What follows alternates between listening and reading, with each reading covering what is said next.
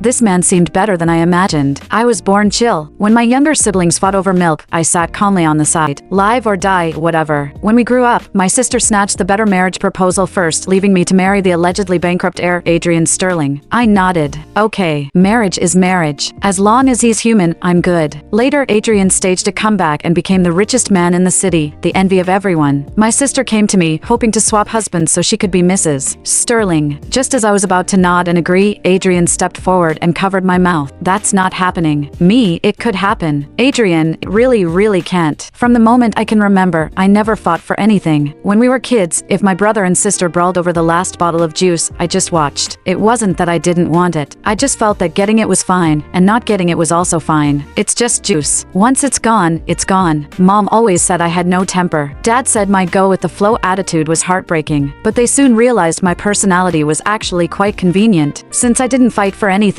they could just give the best stuff to my siblings. Gradually, heartbreaking became a matter of course. The best room went to my sister, Bella, because girls need to be pampered. The expensive private tutors went to my brother, because boys need to succeed. As for me, Jane, I got the smallest north-facing room and went to public school. Jane is the most sensible. She won't mind, Mom said every time. I really didn't mind. I didn't take it to heart at all. At 23, I graduated and got a clerical job at a standard company with an average salary. My life was ripple-free. Bella, 2 years younger, had just returned from studying abroad and was waiting to be married off. That night, our parents called us to the living room. 2 portfolios lay on the coffee table. Dad cleared his throat. You're both at the age to marry. These 2 young men are suitable candidates. I picked up one. Adrian Sterling, 28, heir to Sterling Group. The man in the photo had sharp eyebrows and bright eyes, an outstanding aura. The file noted, Sterling Group has recently suffered from mismanagement and has filed for bankruptcy restructuring. The other was Liam Cole, the only son of the wealthy Cole family. Solid foundation, assets in the billions. Bella picks first, Mom said, looking at my sister as if it were the most natural thing in the world. Bella didn't even glance at Adrian's file. She grabbed Liam's immediately. I want the Cole family. She turned to me, eyes gleamed with triumph and entitlement. Jane, you marry Adrian. You're not picky anyway. I looked at Adrian's photo and nodded. Okay. Mom let out a sigh of relief. Jane is so sensible. Although Adrian is down on his luck, he's still a Sterling. He's more than good enough for you. Dad nodded too. It's settled then. I closed the file without a word. Marriage is marriage. It's just living life. Besides, truthfully, the man in the photo was quite handsome. From that day on, the house was in wedding mode. Bella's wedding was set for 3 months later, 50 tables at the city's finest 5-star hotel. Mom was busy every day picking dresses, jewelry, and decor, spinning like a top. My wedding was set for a week after Bella's, 10 tables at a regular restaurant. Mom said, since the Sterling family doesn't have many people left, let's keep it simple. I nodded. Okay. Then came the dowry preparation. Truckloads of goods moved out for Bella, designer bags, jewelry, antique vases, mahogany furniture sets, the latest appliances, and a check for $500,000 Mom prepared specifically for her. If the dowry is light, the Cole family will look down on us, Mom said while directing the movers. We can't lose face. For me, Mom prepared 2 suitcases, one for clothes, one for daily necessities, and a modest set of silver jewelry. I looked at the 2 thin suitcases and said nothing. Mom probably felt a twinge of guilt and explained, Jane, you're marrying a bankrupt man. Adrian has nothing now. It's his blessing to marry you at all. He wouldn't dare complain about a small dowry. He should be grateful. Dad added, your sister is different. The Coles are old money. We can't let them underestimate us. You should understand. I know. Growing up, Bella got the best because she had to marry well. It didn't matter for me because I didn't care. Caring was useless. This logic had run smoothly in our family for over 20 years, like a precise machine. The night before the wedding, Bella came to my room, leaning against the doorframe as I packed. Jane, don't you feel shortchanged? She asked. Shortchanged how? I folded clothes without looking up. Marrying a bankrupt guy, she smirked. I couldn't handle it. You don't have to. You're marrying Liam. True, she nodded with satisfaction. But don't be too sad. I heard Adrian is a decent guy, at least he won't treat you badly. Besides, with your personality, it doesn't matter who you marry. I looked up at her. You're right. She paused, probably surprised by my calmness, found it boring, shrugged, and left. I continued packing, thinking, I'm getting married tomorrow. Marrying a man I've never met, starting a completely strange life. Sounds kind of interesting. It drizzled on my wedding day. Bella's wedding a week ago was star-studded and lively. I went to help, watching her in a 6-figure gown, wearing the family jade heirloom, holding Liam's arm, face full of happiness. For my wedding, hardly anyone came. Only a few distant relatives from the Sterling side showed up. My side of the family said they weren't feeling well and didn't come. Only a few colleagues I got along with came to support me. I wore the dress Mom prepared, a simple white dress, no veil. The makeup artist was recommended by the restaurant owner, average skills, gave me a light look. I looked in the mirror and thought I looked pretty good. The ceremony was simple. No MC, no flower girl, no complex procedures. Adrian and I exchanged rings under the witness of friends and family, simple silver rings, probably a few $100s. I saw Adrian in person for the first time. He was taller and thinner than in the photo. He wore a suit that had been washed until it was slightly faded, but his tie was meticulous, his hair neat. There was awkwardness in his eyes, but he tried hard to maintain his dignity. His look was complex, apologetic, yet inquiring. "I'm sorry," he whispered as we exchanged rings, "for making you marry someone like me." I looked at him. This man had beautiful eyes. Even in poverty, his inherent grace couldn't be hidden. "It's okay. I don't care anyway." He paused, then chuckled softly, a smile mixed with indescribable bitterness. After the brief ceremony, we cut the cake, toasted, and collected the few red envelopes. Then Adrian said to me, "Let's go home." Home. The word sounded a bit unfamiliar. Our new home was an old apartment on the outskirts of the city, 6th floor, no elevator. Adrian carried my two thin suitcases up step by step. I followed, listening to his heavy footsteps. He looked back at me, guilt in his eyes. "Sorry for making you live in a place like this." I looked around. "It's fine. At least it's quiet." He smiled and opened the door. The apartment was small, about 600 square feet, one bedroom. But it was very clean. Simple furniture, clean curtains, freshly washed sheets drying on the balcony. "I spent yesterday cleaning," he said shyly. "Hope you can get used to it." I looked at this small space and felt it was cozy. "I will." He put the suitcases in the bedroom, then took a stack of crumpled bills from his pocket and placed them in my hand. "This is everything I have right now. $3,000. I'm starting as a delivery driver tomorrow. I should be able to make some money. I'll support you." I took the bills, still warm from his hand. They were smoothed out carefully. "Old, but clean. You keep this money. If you give it all to me. What if you need cash while you're out working?" I pushed the money back, my gaze frank, without a shred of disdain. "You don't despise me?" he asked, eyes holding a cautious hope. "No. As long as we can survive." A complex emotion flashed in his eyes, turning into a light sigh. You really are." He didn't finish, but I knew what he meant. Probably thought I was too easy to fool. That night, we had a simple dinner. He cooked noodles with 2 eggs. I'm not a good cook, just make do. "It's tasty." I genuinely thought so. The plain noodles tasted like home. After dinner, he volunteered to wash the dishes. I sat on the sofa, watching his busy back in the kitchen, and suddenly felt that this life wasn't bad. At bedtime, he gentlemanly offered to sleep on the sofa. "It's okay, the bed is big enough. Let's sleep together." My understanding of sleeping together was literally just closing eyes and sleeping. He hesitated for a long time but chose the sofa. "Let's wait until you're used to it." Lying in bed, seeing his figure curled up on the sofa through the half-open door, I felt something indescribable. This man seemed better than I imagined. The next morning, I woke up to the smell of toast. Adrian was standing by the kitchen counter, flipping bread slices, his sleeves rolled up to his elbows, revealing a pair of strong forearms. The morning light streamed through the window, gilding his hair, and for a moment, I was in a daze. "Good morning," he said, turning around with a smile. "I made toast and milk. Hope you like it." "Thanks." I sat at the small dining table, sipping warm milk, feeling the warmth spread from my stomach to my limbs. This was the first time someone had made breakfast for me since I left home. Mom was always too busy doting on Bella and my brother to remember my preferences. Dad was buried in work. My siblings and I had always fended for ourselves, but they'd throw tantrums until they got what they wanted. I never did, so no one ever thought to make me breakfast. After breakfast, Adrian put on his delivery uniform, a blue jacket with the logo of a food delivery app printed on the back. "I'll be back early tonight. Do you have any plans for the